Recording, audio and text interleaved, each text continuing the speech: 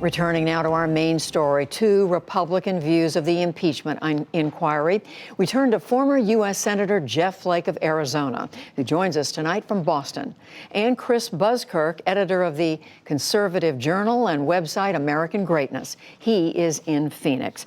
Hello to both of you. We thank you for joining us on the NewsHour. Senator Flake, let me start with you. Do you believe what we know about the president's conversation in that phone call with the president of Ukraine warrants this impeachment inquiry?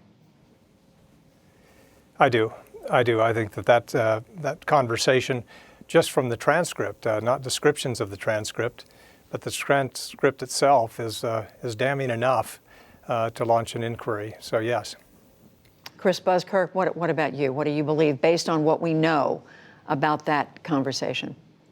No, I've read that transcript. It's got to be at least 5 times. And no, I mean, it doesn't. And what's more is I'm not convinced that even Nancy Pelosi thinks that it warrants it. I mean, my understanding of this is that this is really a part of the 2020 election campaign. It's not a serious attempt to remove the president from office because nobody really believes that the Senate will convict.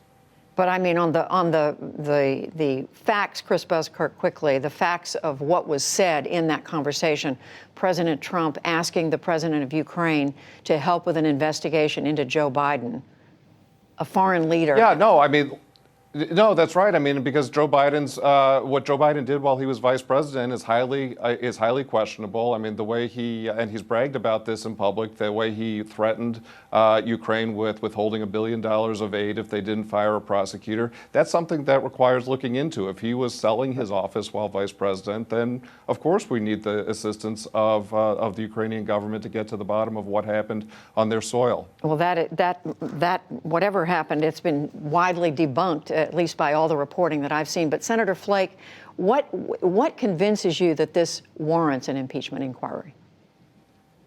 Well, just the pure text of it, asking a foreign leader to help investigate one of your main political rivals. And then not just that, but involving the State Department and your Attorney General in that effort. That is abuse of power. Now, I don't know where this inquiry will go.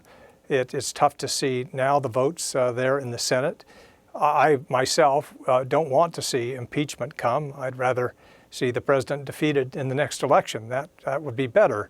But to say that this doesn't merit an inquiry is just ignoring the evidence there. But Senator Flake, explain why you don't believe an impeachment inquiry, that the president should be impeached. You're saying it warrants an inquiry, but you think it's wrong for the Congress to pursue that. Why? Well, the Constitution spells out the remedy in this case, but it doesn't require that the Congress impeach. Given how the country is split, I just hope that we don't come to that. It's very divisive in any circumstances, but where we are as a country, it will be doubly so. And I fear that the president will use it to his advantage. If impeachment comes but not conviction, then it could be taken advantage of by the president. That wouldn't be good for anyone. And Chris Buskirk, you were writing in the New York Times this weekend that you also believe that for the Democrats to pursue this is going to end up helping the president politically. Yeah, I think that's exactly right. I mean, I look back at the last 2 presidents who faced impeachment proceedings, and you look at back in when it was Richard Nixon, the vote in the House to proceed with an impeachment inquiry, not with the ultimate impeachment, that never happened, but with the inquiry was 410-4. And then when you fast forward to the 90s and we had President Clinton, it was something like 250 to 178 or something like that. And the point being, it was a much more party line vote at that time. And you look at the outcomes of those 2 things, and they're very, very different. And that's because impeachment is obviously very divisive. It is highly partisan. It's highly political. And it's an odd thing to be doing right before an election when you have a political process playing out, and people certainly are going to look into Ukraine and all kinds of other things as voters get ready to go to the polls.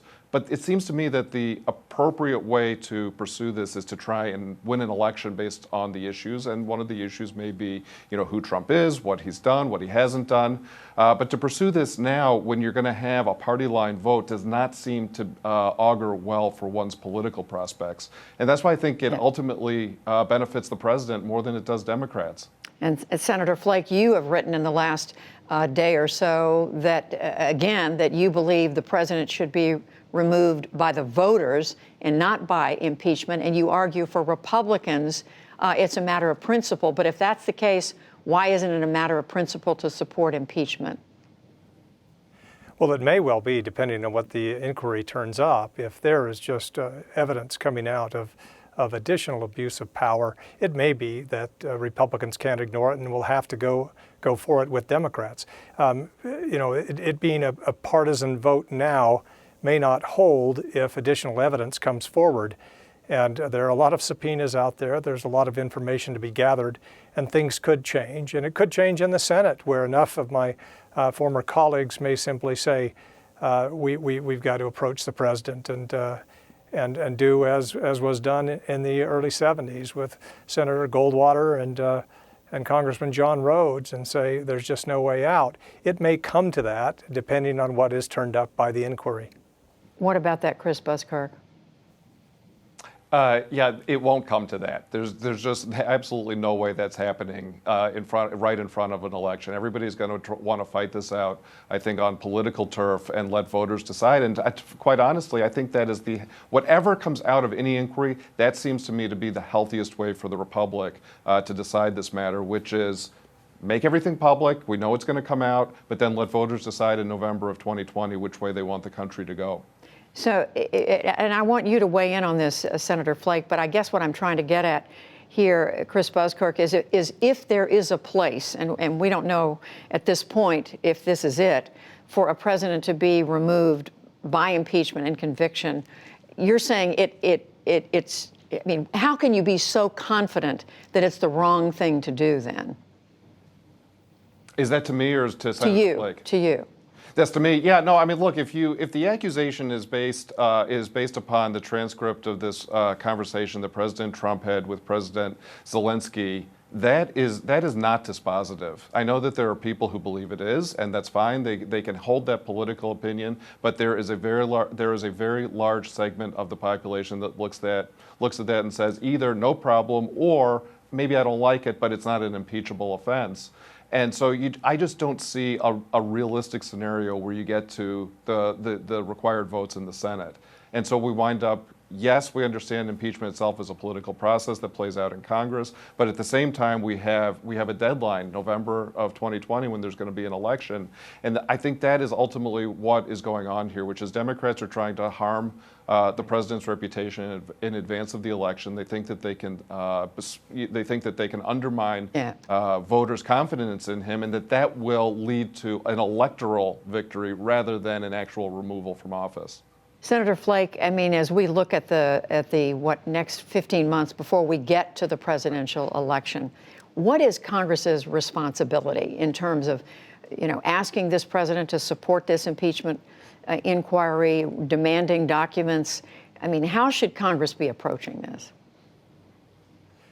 Well, first, I don't share the confidence that your other guest has.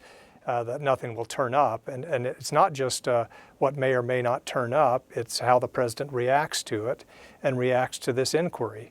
And the evidence so far is not too well, which isn't going to give my former colleagues confidence in what might be there. So I think the responsibility of Congress is to do the inquiry and to look and to see whether or not they ought to move forward.